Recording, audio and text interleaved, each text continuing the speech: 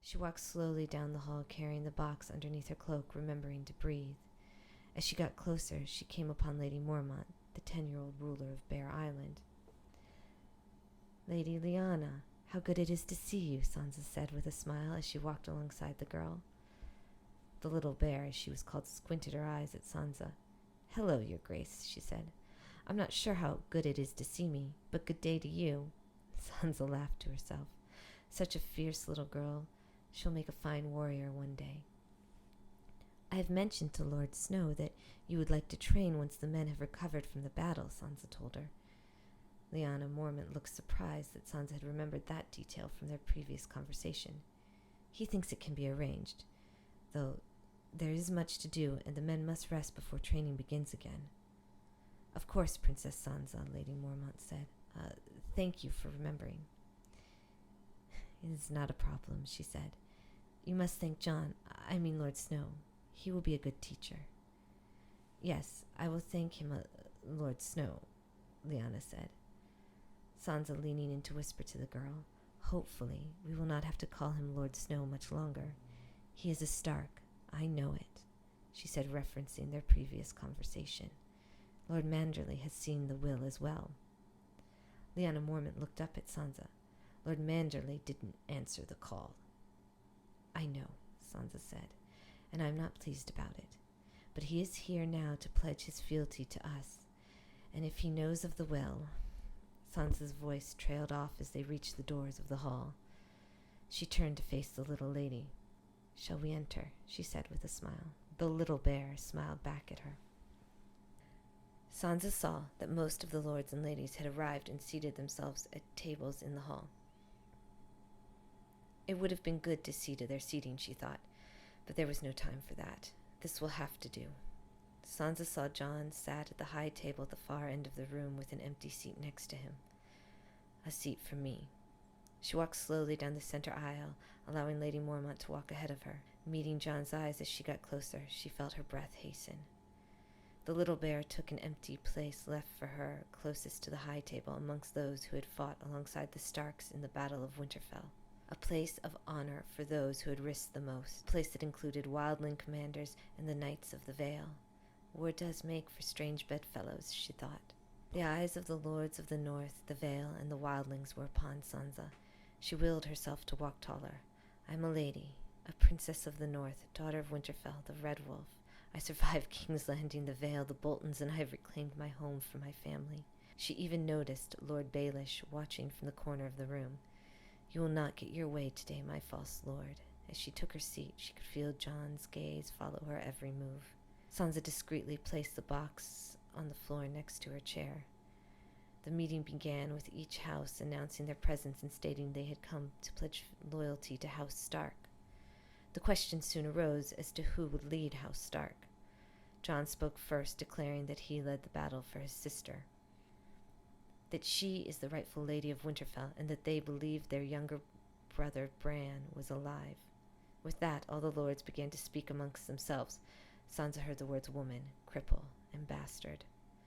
"Yes, we are a cripple, a bastard, and broken things. My lords, you must choose." Sansa glanced towards Lord Manderley, hoping he would catch her eye. He did, and rose to speak. He said even if Brandon Stark could be found, he would still be a boy and a cripple, not someone who could secure the North. Sansa liked his reasoning not. If Lord Too Fat to Ride a Horse could rule White Harbor, cripple Bran could surely rule Winterfell, though she knew she must let his word stand. For now, she thought. Lord Manderley continued to speak, telling of a will that Robb, their brother and previous king in the North, had written after the presumed death of his younger brothers, making Jon Snow his heir as king. Sansa watched Jon freeze at this revelation. She gently gave him a reassuring pat on his thigh. Before she could move her hand, she felt his clamp down on top of hers, holding it tightly. Lyanna Mormont then rose to speak, chastising those who did not fight with the Stark siblings. Good, thought Sansa. Before Sansa or Jon could say anything more, Lyanna Mormont was declaring Jon king in the North, with the rest of the lords joining the chant.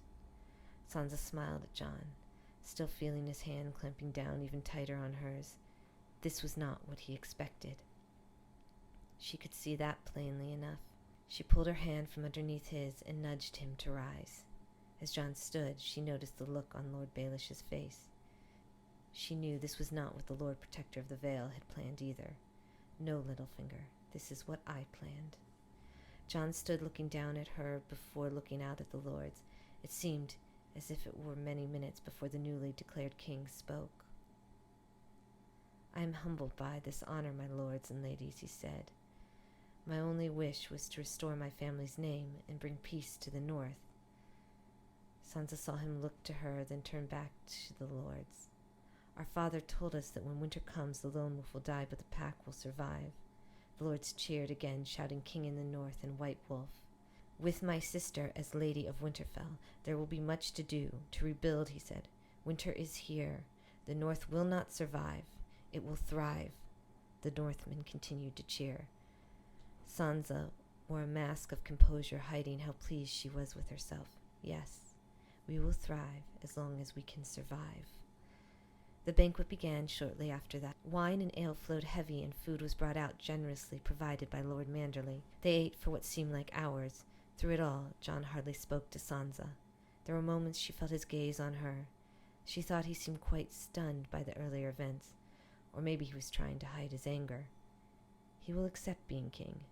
Maybe he'll even learn to enjoy it, though on that point Sansa had her doubts. Lords and ladies alike came to the high table to congratulate Jon and again pledge their loyalty to him as king and to House Stark. Even Lord Baelish approached the table to say the words to them. After every lord or lady in the hall had approached them, Sansa placed the box on the table and stood. My good lords and ladies of the north, the Vale, and north of the wall, she began. My brother, the king, and I thank you for your fealty. You are welcome at our table. Now that we have a new king in the north, we must have a coronation, she stated. Opening the box, Sansa lifted the crown for all to see. The lords, full with ale and food, cheered even louder than before. She waited until the crowd quieted before turning to Jon, who was seated next to her, staring up at her in awe. She said, I crown you, Jon Snow, of House Stark, the White Wolf, Lord of Winterfell, King in the North, and placed the bronze and iron crown on his head. She smiled, while she thought Jon looked as if he wanted to die all over again.